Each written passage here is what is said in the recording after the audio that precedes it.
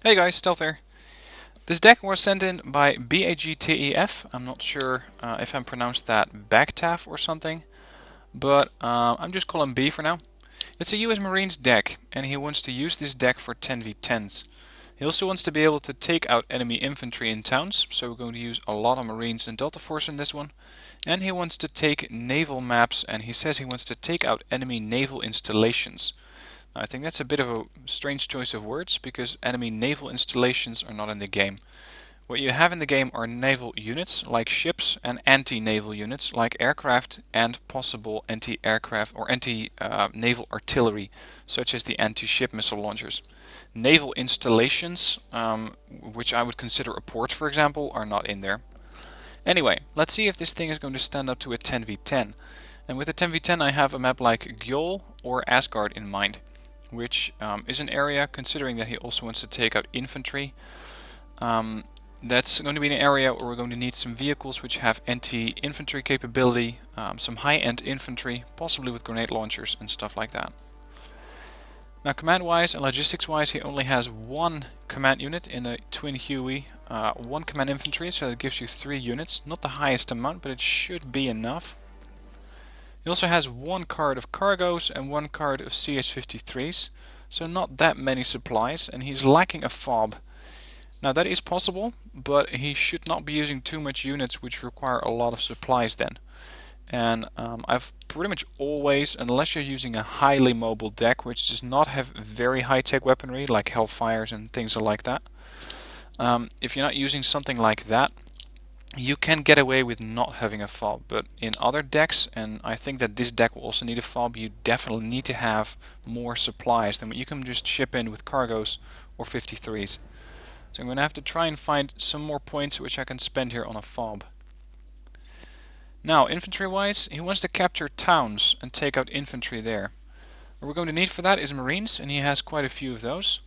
He has 2 groups of Marines in frogs. I would only take one, and the reason for that is that I want another card of those LVTP-7A1s, because with those vehicles and their grenade launcher you're going to have a very easy time at taking out infantry and possibly infantry transports, because that HE damage with a high rate of fire and probable 2 vehicles grouped up are going to really quickly rip through the enemy vehicles. So using that, I would not take 2 cards in a frog.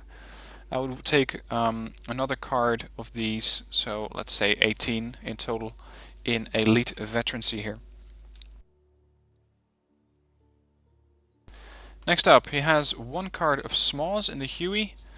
Again, possible for a land grab situation, although what I would personally use them for, or what I would bring them in, is an LVTP-7. The availability doesn't matter, but the price point is a bit different, and of course this one comes with a grenade launcher, while this one has the capacity to fly. So it really depends on how quickly you want to take enemy towns. If you want to do that very quickly, if you want to try to arrive before the enemy does, take Twin Hueys. If you want to take it as the enemy has probably already arrived, take them in the 7A1. Now again, I will switch these to 7A1s because they're just 5 points cheaper. You still get the same availability, the same type of unit and the same veterancy, and you get the 7A1, which, as I mentioned, with a high amount of armor and a grenade launcher is definitely a worthy asset. So switching those out and getting 9 Elite Smalls in. Next up, he has some Stinger Cs, and you can only bring these in the Humvees or the helicopters, and I think that the Humvees, considering that most of the units in here are now ground-based, like all the Marines and the Smalls, are the best option here.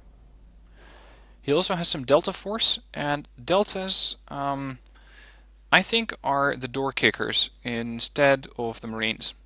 The Marines are your standard holding infantry. You cannot get the standard rifleman, and of course with a US deck I wouldn't really recommend riflemen anyway. But I would take Delta Force in situations that Marines cannot handle, and there aren't that many of them.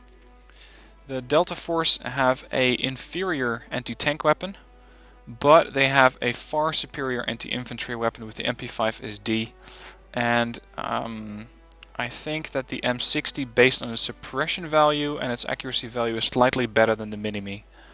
So Marines for pretty much an all-round force, and Delta Force specifically to take out enemy infantry. Now, to take out enemy infantry, I would bring these guys in wheeled vehicles to make sure that I don't have the chance that my frog is going to get shot down, or that I need to offload my frog at a great distance from the town and have my deltas walk in. So instead of the frog, I'm going to take the V150 here and still get 9 of those at elite, while also saving 10 points. The frog is 20 points versus the V150, which is 10 points. So that's the infantry section done.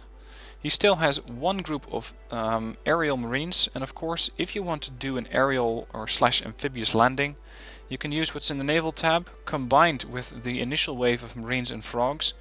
And if you have some other infantry that you want to fly over to that zone, just send your frogs back to pick up the other infantry, send them back to the landing zone, and you can set up an air bridge using only these 9 helicopters that you're going to get from the US Marines 90 in the frog. Next up, supports. Considering that he has a couple of M109A2s, which do carry 36 rounds, but they're going to go through those pretty quickly, and a lot of these expensive, almost one-shot and AA units, I think that a fob is essential here. You cannot resupply these things for very long if you're engaging in a longer fight without having a fob, because they are just very, very resource intensive. So we're going to have to free up some points somewhere, and I think that we can do that either in the helicopter tab or in the vehicles. Anyway, M109A2s, great howitzers. They are nice for support, although don't count on these for very high accuracy. He took them at 3 at hardened to make sure they have a bit more accuracy and less dispersion, and that will help you a little bit. Just keep in mind that you might need to move these things around every now and then, because 21,000 meters is not enough for some of the biggest maps. You will need more range for that. So what I would do in this situation is exactly the same as he did. Have a couple of them at hardened, because with 4 of these you are very likely not to hit your target, while with 3 you have a nice mix between the chance of hitting your target and the amount of fire that you can put down on the target. AA wise, he has the PIP 3s.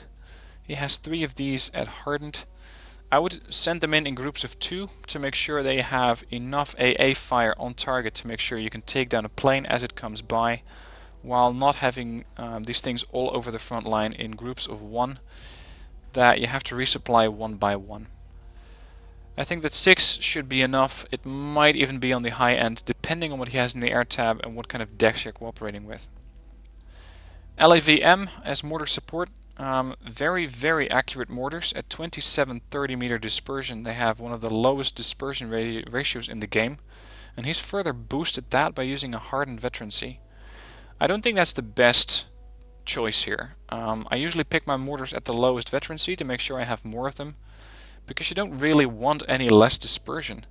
If you want to be pounding on, for example, a specific building group, then having the group at trained is usually enough to manage to hit the target. So what I would do here is pick 7 of them at trained. And have a look at the last AA unit, that's the Avenger here. He has 7 of these. They do not have the best range against helicopters. I mean, it's not anywhere close to the Chaparral, for example, with its 3,300 meters. But they are fast, and they can fire these missiles at full speed. So even if these things are traveling at 150 on-road or 90 off-road, you're still getting 70% stabilizer, or 70% accuracy. And that is making these things really, really effective at escorting other forces, like for example the US Marines. You don't have to stop your entire column for your AA to take aim. You can just keep the column moving. You may risk some HE damage to your vehicles due to rocket pods, for example. But the only vehicle that's really going to get affected by that is the Humvees with the Stingers inside and the Avenger, because they don't pack any armor. Your LVTP-7s A1 are just going to shrug it off with all the armor that they carry. Tank-wise, he has 24 tanks in here in the form of 3 cards. Of course, you got the mandatory M101HC in here, which is the Marine Corps version of this tank. The problem is you don't get that many of them. And considering you can only get 2 or 3 and 1 card, I would take these at trained to make sure I have more of them. If you play these things carefully, you can upvet them slowly to hardened, veteran, and even elite, at which they become really, really dangerous machines. Because they got a good accuracy, great armor penetration of 22, and a decent amount of frontal armor at 20 points. They're mobile, their autonomy could have been better. 425 is not that great, but it's enough to make sure that these things are mobile enough to go back and forth to supplies. Then he has 2 cards of the M60A1s, so he's definitely preparing himself for an open offensive as well. These tanks for 60 points are nice medium tanks. They carry a nice mix between armor penetration, accuracy and mobility. And there's just not that much to say about them. They're nice tanks. And I think that having 22 of these might be a little on the high end. We might be able to spend this point somewhere else, but I don't think that the Marines have that many options for vehicles or tanks anyway. Reconnaissance wise, yeah, this is definitely where he's missing some units. The only things that he have here are ground-based units, and while they are units that have exceptional optics, they don't carry any armor, so pushing with these things is going to be very, very difficult because they don't carry any armor. They're going to get one shot and you're going to lose your eyes on the sector. And he doesn't have a reconnaissance helicopter, which I consider mandatory in a deck. You want to have a reconnaissance helicopter to make sure you can quickly fill up gaps in your recon line or do some fast scouting and pull back. And considering he spent 11 points in the helicopter tab, you will need a helicopter to escort that group and spot for them if you want to go hunting. So first off, I'm going to delete one of these groups of FAVs because you don't need 8 of those. Personally, I like the Humvee Mark 19.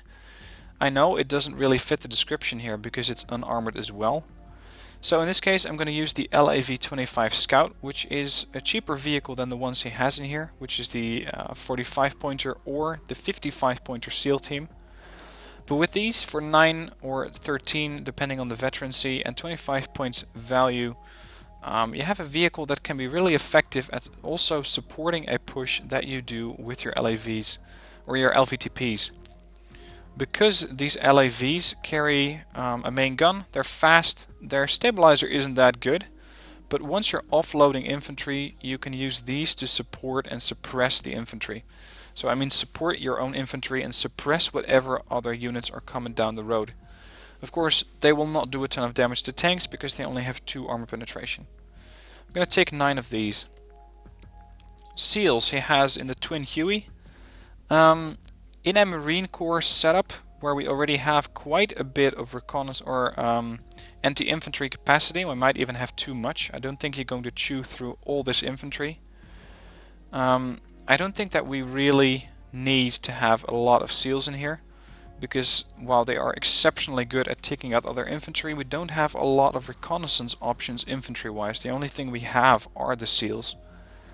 So I'm hesitant to either go with more SEALs and less infantry in this tab, but I don't think that that's the best choice here, because the Marine specialization for this deck makes it so we can spend 1 point for every infantry slot here, while SEALs are more expensive at 2 points because we don't have a reconnaissance discount, if you will. What I will do in this case is not bring the only 3 of them in a Huey. I'm going to bring 4 of them in the Frog. The Frogs are faster, have better autonomy, and they carry a minigun. They also carry a minigun, I should say, versus the Twin Huey that's not as fast, does not have the same autonomy. And while they are at the same price, I will always pick the Frog over them. So 4 of those, and for now you can use these as passive spotters. Later on we can use these as anti-infantry forces, depending on how the game is going to develop. Vehicle-wise, he has some units here which are all ATGM vehicles. Considering that his capacity to take out enemy infantry in towns is also going to be supported by Delta Force and Marines with grenade launchers, I would also like to have a napalm tank in here to make this a sort of anti-urban deck. And fortunately we can pick the Zippo, we just don't have the points to deploy them. So what we need to do here is delete one of those Humvees, pick the Zippo, bring 9 of those in, and there's your flamethrower. Other units, depending on how mobile you want your deck to be, the LAV-25 FSV is a nice addition. It is pretty much the LAV that you found here, the LAV-25 Scout. There are, I'm not sure actually if there are any differences. I think that they have exactly the same price. So if you want to get more of those LAVs, just pick another card of LAV-25s, because you don't really need the FSV, since they do exactly the same. Same amount of ammo, same accuracy, range, armor penetration, HE, rate of fire. Yeah, it's just exactly the same thing. So just make sure you pick the LAV-25 Scout and try to just evade the LAV-25 FSV, the fire support vehicle. You don't really need it. AT vehicle wise, I think that the Humvees are a good addition for this deck because they're fast. In my mind, a US Marine Corps is made to be fast and aggressive, so you need mobile units, and the Humvee TOW 2 can definitely do that. I know it doesn't have any armor. The LAV does have some armor, but one frontal armor is still not going to be enough to defend yourself against tank shells. So the Humvee is going to do that job for us. If you lose these, it's 50 points down the drain, so try to be a bit careful with them. Another unit that can be useful is the Antos. I personally don't like it that much. I have used these things every once in a while because they are very, very good at destroying vehicles pretty quickly with their 15 armor penetration. It's just that they run out of rounds very, very quickly. They have 18 rounds, they have a rate of fire of 13, so that means that these things will run out of ammo in a little over a minute if you present them with enough targets. Combine that with low autonomy and a low off-road speed, that's enough factors for me not to pick this unit if I can avoid it. Anyway, let's switch to helicopters. There's a lot of helicopters in here. Seahawks are the helicopters that you use if you're really facing heavy armor, because they carry a couple of Hellfires. Only 4 on this side mount here. And these anti-tank helicopters do 70% accuracy and 26 armor penetration. So you're going to be able to penetrate any kind of armor and do some damage. But you don't need 6 of these. I would just take 4 in one card and then delete the other one, so that I can spend this point on another reconnaissance unit, namely the AH-1G Cobra, which is a great reconnaissance helicopter. It has a grenade launcher, it has one and another one rocket pod, so 2 rocket pods, which fire a total of 52 rockets, which is enough to take out quite some vehicles, but what I have found is that they run through these things a little bit faster than you would probably like. But for 55 points, they're nice reconnaissance units. Other units that he has in here are the Super Cobras. Again, he has upfetted these. I would not really do that, because they are very, very good helicopters, and I would try to take as many of them as possible, so I'm going to downvet them. And make sure that they still have the 70% accuracy. That is nice if you can upvet that with hardened, but 1 or 2 kills and these things are going to be hardened anyway. And that AIM-9M is pretty much a mobile AA unit in the air. And by mobile AA unit I mean extremely mobile, because these things travel at 350 kph per hour, which I believe is the fastest helicopter in the game. Don't quote me on that, but I believe that most helicopters travel at 280, 300, 330, and then there's the Super Cobra at 350. So these things can actually intercept aircraft. By intercept, I mean they can be at the aircraft's estimated location before it arrives. They are not capable of catching up with aircraft, they're just not fast enough to do that. But those M9Ms are very, very dangerous to your helicopters and aircraft, so make sure that if you're facing a Super Cobra, you steer clear. And then he has some workhorses, as I usually call them. They're Sea Cobra IPs, and with these you can have some rocket pods. You can have the Vulcan penetration gun, the Vulcan autocannon. It's classed as a Gatling gun, but I believe it's just an autocannon. It's just a Gatling gun because it has multiple barrels. But it does exactly the same. It has a high rate of fire, 2 armor penetration, 1 HE, and it carries 8 tow missiles, so you can defeat some medium armor with it. It will always do some armor because it carries the heat tag. It is not going to be enough to take down a super heavy, unless you don't mind firing 10 missiles into it. But if you can get a flanking shot on some tanks, you're going to take those out pretty quickly. Moving on, air tab. I still need to free up 2 points somewhere to buy myself a fob in this deck. So let's see what he has in here. Quite a large amount of aircraft, really. He has the Hornets, so we're set on tank snipers. Great aircraft, very maneuverable, high speed, good ECM, 4 fire and forget Maverick missiles, nice tank snipers. Then he has the Phantoms, napalmers, he has Prowlers as seaplanes. He has AV-8 B Harrier 2s with more Mavericks, and these are redundant because you already have the Hornets. So we're going to take out those. A6 intruders, a couple of Mark 82 Snake Eye bombs. These are carpet bombers, and they're especially good against infantry that's out in the open, but in a 10v10 I don't really see a use for these. Because if you were to bomb, for example, the middle, where you're going to encounter some Spetsnaz or other units, the Phantom 2 is going to be much more effective at doing that. So in this case, I don't think that the A6 intruder is the best option here.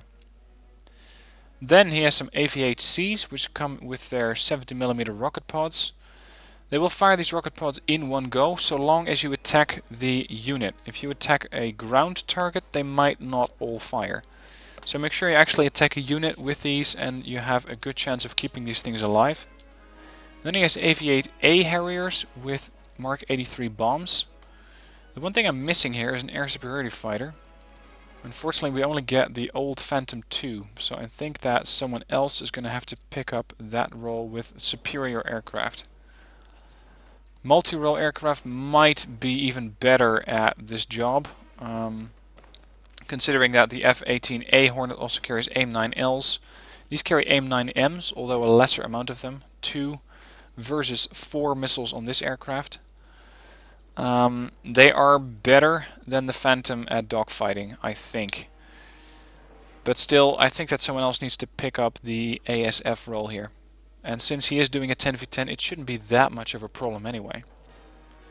So, before I spend another point here, I want to first get a fob. And then I got 1 point to spend, and yeah, really the only location I can do that is the aircraft tab.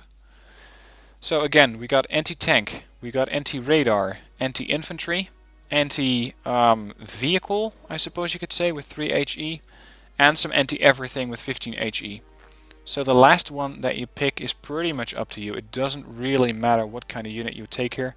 Just take your favorite plane.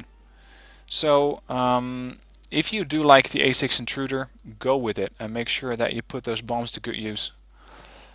What I am considering of doing is bringing in a Skyhawk.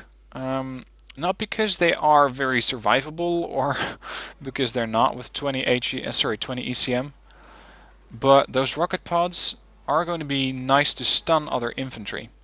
And if I lose 1 or 2 of these, so be it. They're only 60-point aircraft. But these things with their 127mm rocket pods, and that's significantly more than the rocket pods that are installed on the Harrier, you have a higher stun value. So your suppression value is higher, making it more likely that you stun or weaken the morale of enemy units. And with that, your own infantry, so the Marines on the ground, have a better chance of defeating the enemy. Also, the Skyhawk 2 takes almost no time to rearm. I'm not sure how they do it, but these things are usually going back to the airfield and back in operation about 30 seconds to 60 seconds later. And that makes it so that you can use these pretty much all the time. I don't need their accuracy, I'm just going to go with 3 at trained. Now, naval tab. He wants to take out naval installations. As I mentioned, there really aren't any naval installations in the game. So what I think he means is doing a naval offensive, or at least that's how I'm going to interpret it and build it for this deck. Considering that, he has 1 Congo, 4 Lafayettes, and unfortunately we don't get any veterancy buffs for the Marine tab, we just get more slots. So what I would do here is at least pick all of these 4 to make sure you have enough supplies to keep the Lafayettes and the Congo firing. You don't really need Burley 8s, the Exocet launcher. They are effective with 3 of them, but we already got the anti-ship missiles of the Fayette and the Congo. So what you can do here is bring in another ship, and what I usually bring is another escort ship, such as a Donghae. I found these things to be very good at taking down helicopters, and they can get closer to the shore than the other ships can. That's because they are, the Lafayette can get, no, the Lafayette cannot get as close. Come on, compare these. to the Lafayette. Lafayette's a deep sea ship sailing. And that means that it cannot get very close to the shore. You can park the Donghae pretty much right off the beach and have it engage helicopters and aircraft with this dual Emerlek 30. They are very annoying if these things are firing at you, and they have an extreme high rate of fire, 450, so these things for 85 points are, depending on the type of map you're facing, very dangerous to enemy aircraft. Just park one of these off the shore, maybe two if you have the points to do it, and you don't have to worry about any kind of helicopter getting anywhere near you. The problem is that they don't have very good defense against missiles, so you need to babysit them a little bit in that regard. They got no sea whiz, so any missile that is going for this ship will hit it. Keep that in mind and you should be all good. I don't really need the veterancy, I don't need the numbers either, so let's go with veteran to further boost that accuracy that they already have, and 50% on a gun is very high for the naval tab, so make the best use of these and use their main gun as ground support. These guns, which are AA guns, have not the best range against ground, 1400 meters, but the Automalara as well as the dual Beaufort L56 do have some range, so make the best use of those. He also has two cards of Monitor 105s in here. These are the naval artillery batteries, if you will. Considering that there are also standard artillery units in here, I don't think that we need any kind of naval artillery. I really only use these things if I run out of options and I cannot bring any artillery in from the standard support tab. So what I'm going to do is delete both of these and prepare possibly a bigger fleet or a bit of an invasion force. You can also use it to get another one of the M1A1HC cards in, so you can have a total of 6 of these, and with them they're going to be very effective. But you will be paying 160 points and you can only get 3 of them per card. So keep in mind that they are pretty expensive in that regard. Considering just bringing in some Marines, we also get more LVTP-7A1s with more grenade launchers, of course. And you can send these guys back towards your own shores, and not the LVTPs, but the transports that are transporting the LVTP. And with that you can transport some tanks to a landing zone if you can have one. So since I like to have a couple of those in a naval deck, I'm going to use 12 of these to get me more of those LCMs. And considering that the Donghae and the STR-B90 are already providing fire support on the beach, we can either go with a command unit, but we already have a command infantry in a Huey, so you don't really need a command unit. Although, in a situation like this, if you can capture a command zone from the beach, then you can really quickly bring in your other reinforcements, like for example the Abrams, like the infantry, whatever kind of vehicle or unit that you need back then. So in this case I'm going to go with a tracked command unit in the form of the M60A1. I want 3 of these to further boost the capacity to capture zones, because even if I don't use these in an offensive role, but I run out of CVs, I can still use them. They have 9 frontal armor. They are big, so they're pretty easy to hit. They have a main gun, but its accuracy is pretty bad. It lacks a stabilizer and armor penetration is only 11, so don't expose these things to any fire if you can prevent it. Support them with the Fayettes, with the gun on the Congo, with the guns on the dual, on the Donghae and the STR-B90s. And considering that the STR-B90s are here, by the way, we need more of these. Their base accuracy is great at 70%, and you really only get these for the Hellfires. So we might as well go with 6. And I know that that's going to really quickly drain the LCUs, but with 6 STR-B90s you can deploy 48 Hellfires, have a ton of grenade launchers operating very, very near the beach or even inland with their river class sailing. They can go up the river and mess up anything that happens to come into your zone. And for example, I'm thinking of Straight to the Point, where you can go a little bit of inwards towards the shore to make sure you can do more damage with the Hellfires or the Mark 19s. So, a few adjustments here and there. This is a deck that I would take into a 10v10. Whether it's, for example, the middle in maps like Asgard or Gjol, or into a 10 for 10 version of straight to the point, because you have enough ships, you have enough defensive capacity. Try not to go one-on-one versus a heavy Red 4 fleet, because you might find that you don't win that. If you find yourself coming up against a heavy Red 4 fleet, just forget about naval until someone else has managed to call up some ships as well, or coordinate with your teammates telling them you can bring in ships but not enough, because the Lafayettes and the Congos are going to run out of anti-missile munition pretty soon. So if you know that, then you can work with teammates to make sure that your ships survive. So that's the US Marines deck by BAG TAF. I hope you learned something from it. If you did, please hit the like button. If you have any other insights, please share those in the comments. And if you want to send in your deck, look in the description to send for the link on how to send in your deck.